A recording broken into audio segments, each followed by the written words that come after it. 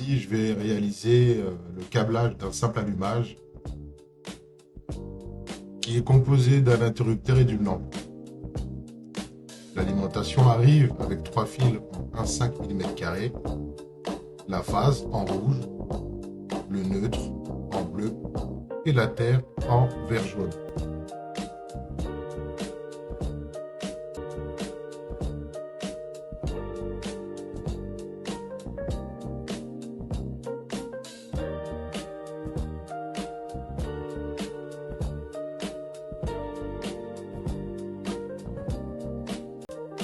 Je prépare mes fils pour les passer dans la gaine ICTA.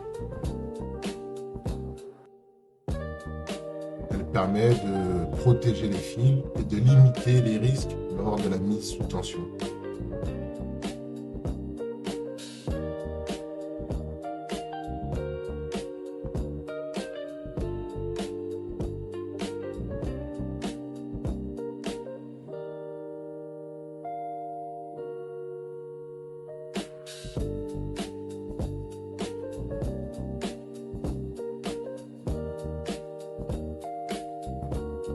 La phase arrive dans l'interrupteur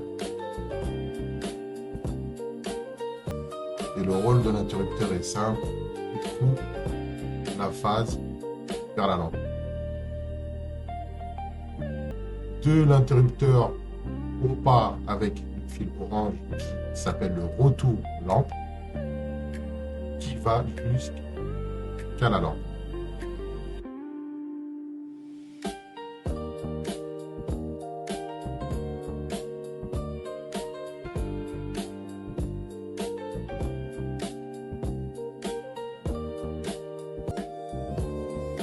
J'ajoute un accessoire pour pouvoir protéger mes fils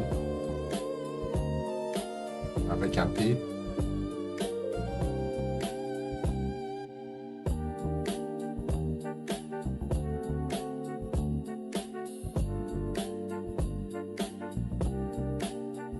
Donc on voit bien à l'interrupteur la phase en rouge et en orange le retour lampe.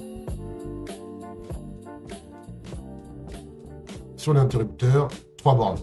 La borne L qui correspond à la phase.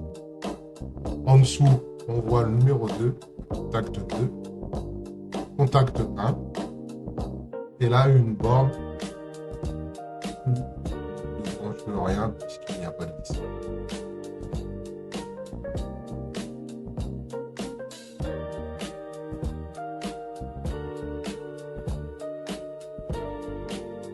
Au niveau de la lampe, 3 fils. Le retour en orange, le neutre et la tête.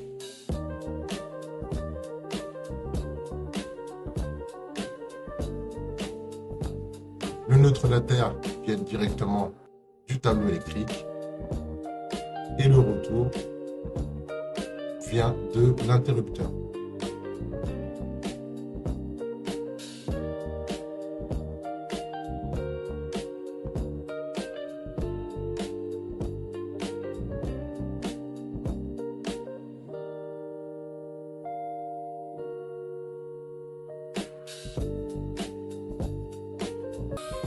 Le retour lampe sera branché sur la borne 1 ou la 2, ça fonctionnera. Chose très importante, après chaque serrage, de vérifier que le fil est bien coincé. Car ça peut être source de panne ou de départ d'incendie. Ensuite, on s'occupe de brancher la phase sur la borne L de l'interrupteur.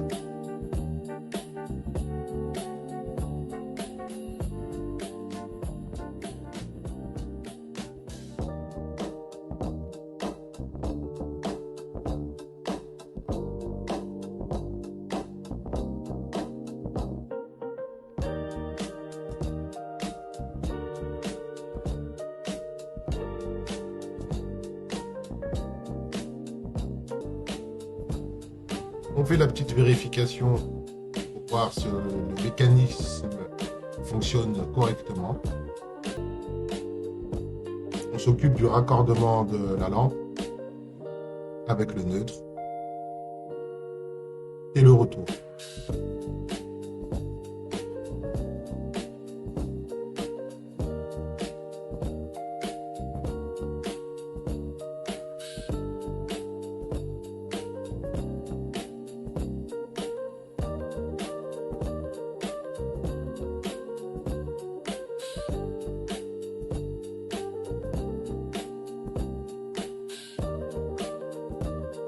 On fait la petite vérification que nos fils sont bien rangés.